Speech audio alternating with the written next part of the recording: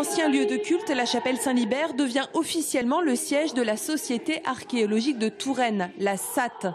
Elle avait fait acquisition de l'édifice en 2011 et s'était donné une mission, restaurer la chapelle pour en faire un lieu ouvert.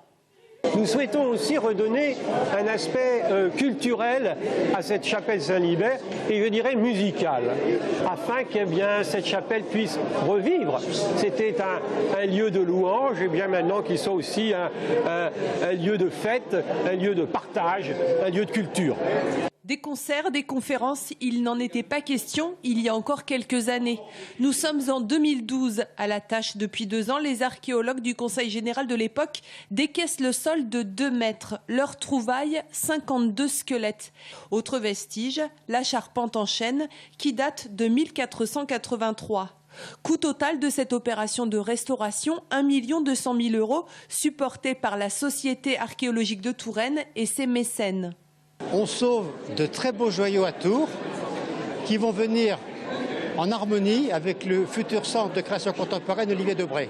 C'est une initiative vraiment très audacieuse. Très audacieuse. L'aménagement intérieur de cet ancien lieu de culte permet donc d'accueillir du public avec un premier concert pour la Pentecôte, mais également de stocker les gravures, les médailles et les dessins de la Société archéologique de Touraine.